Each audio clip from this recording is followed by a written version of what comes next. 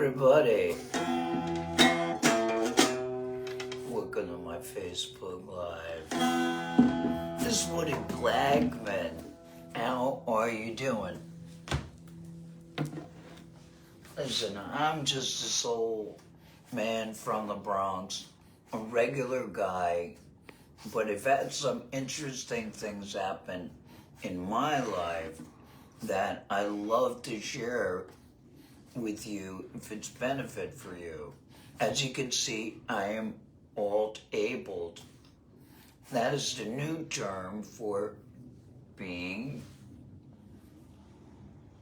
disabled. And it's part of what I'm all about.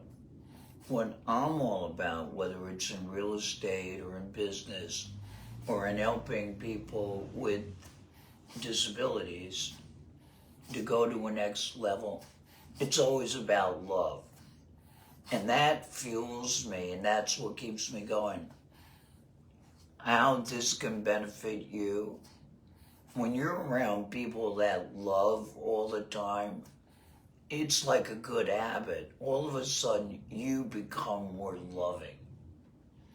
So when you're with happy, loving people, use them to get you to another level and to get them to another level. And always be loving and acknowledging people.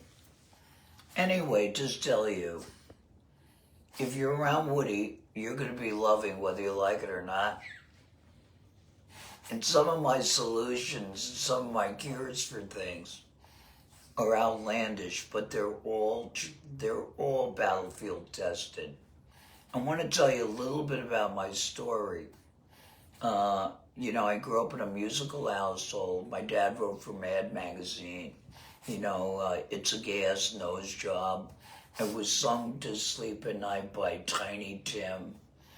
Lots of crazy characters from Mad Magazine. And in high school, in junior high school, I saw the Beatles. Ed Sullivan went gaga for the Beatles. Learn how to play guitar. And then I got into the world of drugs. And it was the 60s. And, that turned out to be a wonderful adventure, wonderful self-examination as friends died around me. So, I've been to that rodeo and the recovery from that. And then also I ran with my lovely wife, Linda, 3 of the top real estate branches in LA. That's now number 1. That's my old alma mater, Keller Williams. That's where I became masterful at training and teaching and consulting and finding out what people want, ultimately to make them happy, whether it's an unhappy real estate agent. And after a while, they would tell me everything. I would hear about, people really open up to you when you're loving. And I've always sort of been, when I'm not self-destructive, I'm very loving. But anyway, I wanted to tell you about this course that I designed, and it's called The Gateway to Joy.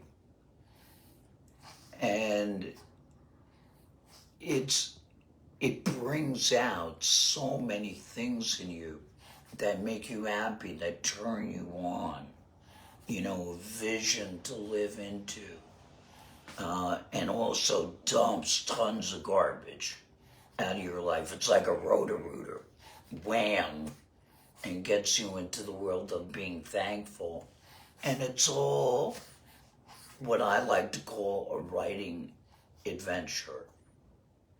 And so we'll do that, and I'll give you a little bit of it now. Part of it is about goals. Now, goals work. It's demonstrated. when I was a manager, and I had 600 people in my organization. Um,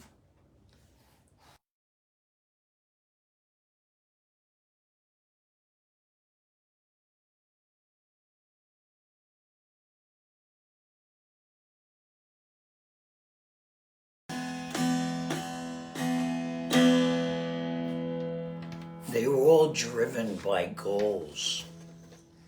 And so it works. Part of this course, The Gateway to Joy, oh, and I want to thank my buddy girl in Colorado, Toby Stein. Oh, I shouldn't say anyone's listening. Hey, Toby, you're the greatest. But it's all about whether you're growing a business or growing a sales organization.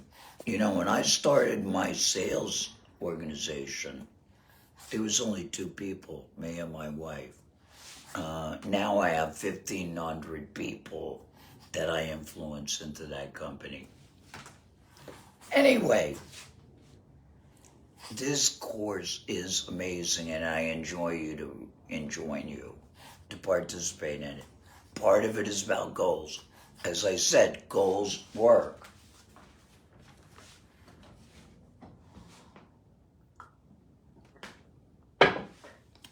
But when I talk to people about doing this gateway, I got an email this morning for someone that's not going to be here. And I love this guy dearly. He goes, nah, I don't have anything, I don't have any goals, and I don't want to do it. And I realized then, and this guy's very intelligent, but people are scarred by goals lists. People, instead of it being a handy thing, a good thing, a friendly thing, an aid to you, something that's wow, it becomes a tool where we feel guilty. So we go, oh, I did this goal, I'm just going to lose 180 pounds, and, I only, all right. And we beat ourselves up for not fulfilling on that promise. And then next year, it's like, okay, baby, want to make another goal? Nah. Because you don't want to go through that. So before we go forward with the course, we've got to redefine some terms. So I just call goals, mini destinies, mini joys, many things. Think of being on vacation when you think of a goal. I just got back from Europe where, oh my God, the food in Paris, come on. You can't beat the food in Paris. I went to see the Beatles in Liverpool. I was in John Lennon's house, Paul's house. I stood in front of Ringo's house. That was on a goals list. And that goals list went back to 1965. Some come fast, some come easy, but they always come. If you write them down, ask for it. This is an old list that I wrote about 20 years ago. And I just came across it in my notes. And this is, what am I afraid of? And this was an inventory of all my fears. And one was, I don't want to die. Well, with all these surgeries, I've been dead and I'm back. You know what I mean? And grateful dead at that.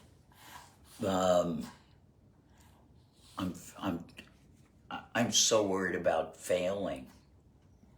All these things that I'll never go far enough.